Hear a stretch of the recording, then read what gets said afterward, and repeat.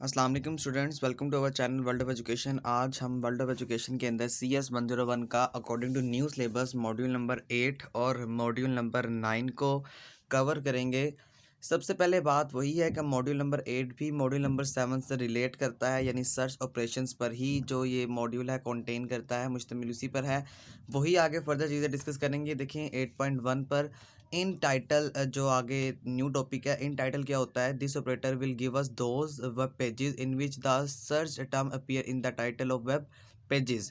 For example, if we are interested to search web pages in which the phase iPhone vs android, यानी कि इसका मतलब ये है कि बिल्कुल एक्यूरेट डेटा जो गूगल से अगर निकालना है तो हम उसको डबल कोटेशंस के अंदर लिख देंगे इन टाइटल कॉलन डालकर, तो बिल्कुल एक्यूरेट डेटा, यानी जिस जिस वेब पेज पर बिल्कुल एक्यूरेट डेटा होगा आईफोन वर्सेस एंड्रॉयड का, तो वो आपकी कंप्यूटर स्क्रीन पर अपीयर हो जाएंगे। फिर उसके बाद एलन टाइटल है, इस ये भी एक सिमिलर ऑपरेटर है, लेकिन इसका सिर्फ डिफरेंस ये होता है कि देखिए यहाँ पर डबल कोटेशंस हैं, और जबकि दूसरी दफ़ा अलेन टाइटल के अंदर डबल कोटेशंस को हम लोग नहीं लिखते। ये मेन डिफरेंस है दोनों के दरमियान, इस चीज़ को याद रखना है। ये एक इंपॉर्टेंट MCQs है, इसके अलावा इसके अंदर से कुछ भी नहीं आ सकता। फिर इन URL और एलन URL है, इसके अंदर मेन डिफरेंस क्या होता है? In URL operator find all those web pages which contain the mentioned query in the URL of the web pages. For example, if we try the following query in URL colon 2018 virtual university, यानी कि अब इसका मतलब ये है कि अब इन URL के अंदर आप डबल कोटेशंस के अंदर वर्चुअल यूनिवर्सिटी को लिखेंगे। This will give us all those web pages, ये आपको वो तमाम के तमाम तर वेब पेजेस प्रोवाइड कर देगा इन विच 2018 इज़ रिटन, जिस पेज के अंदर 2018 लिखा होगा। कहने का मकसद क्या है? इसका मतलब ये है कि जिस तरह अब वर्चुअल यूनिवर्सिटी हर साल अपना जो वेब पेज है उसके अंदर जो डेटा है वो अपडेट कर रही है, यानी 2019 से, 2020 से, फिर 2021 से। अगर आपको एक स्पेसिफिक डेटा चाहिए 2018 का, तो आप क्या करेंगे? इन URL लिखने के बाद 2018 लिखेंगे और डबल कोटेशंस के अंदर आप वर्चुअल यूनिवर्सिटी को लिख देंगे। तो जितना डेटा आपके पास गूगल पर पड़ा होगा वो आपके सामने कंप्यूटर स्क्रीन पर शो हो जाएगा।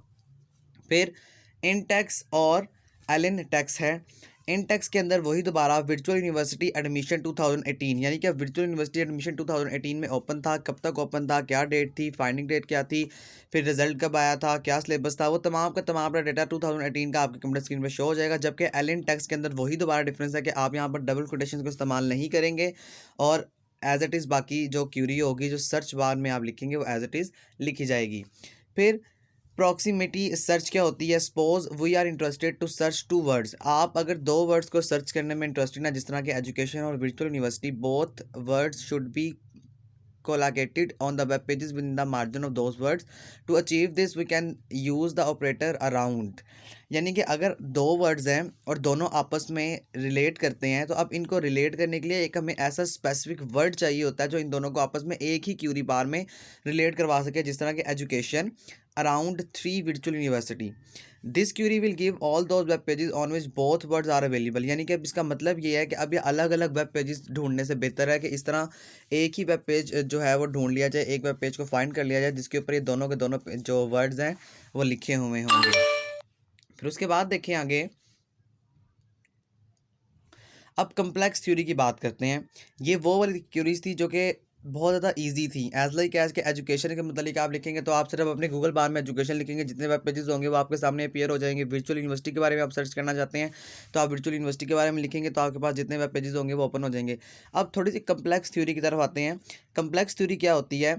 The query is we are interested to see how many of pages of website are not secured.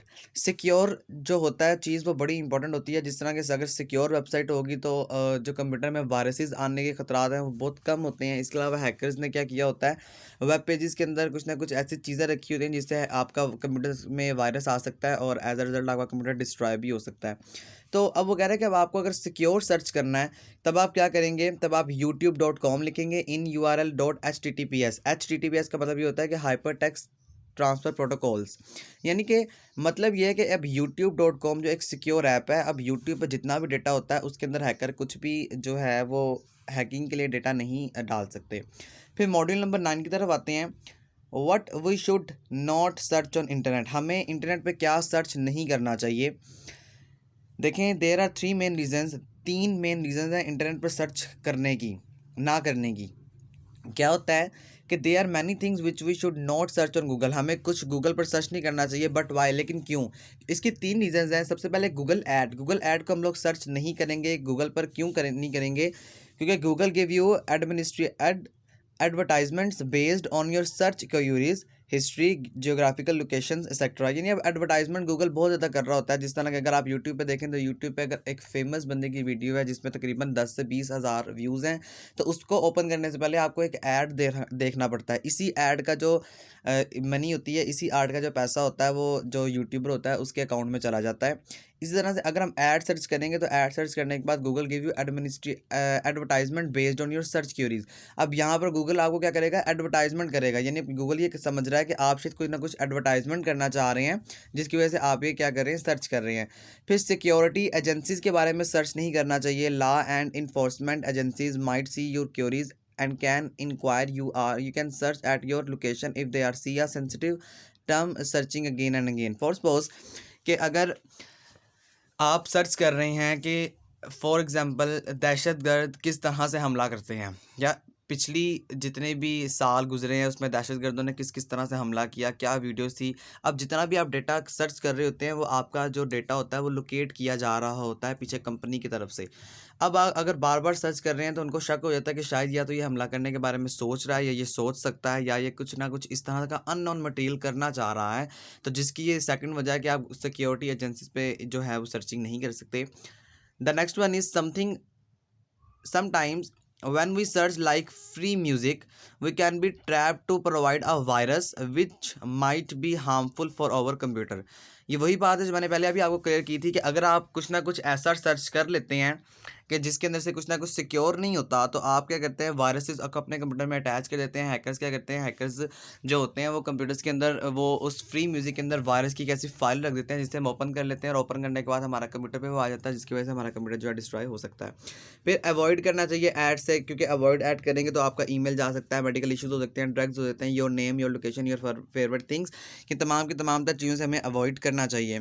फिर डेंजर्स टू सर्च। अब आप डेंजर्स टू सर्च क्या कर सकते हैं? आप ये ऊपर क्यूरी पढ़ लीजिएगा, नीचे देखें, अवॉइड सर्चिंग द फॉलोइंग। ये अवॉइड करना चाहिए। एमसीक्यूज के पॉइंट ऑफ व्यू से सिर्फ इंपॉर्टेंट है कि we can avoid from this, किस चीज़ से? अटैक से, फिर उसके बाद किलर से, फिर किलिंग एनिमल से, फिर पॉइजन से, मर्डर से, और तमाम की तमाम तो चीज़ें avoid about religion, about politics, ये तमाम की तमाम आप पढ़ लें।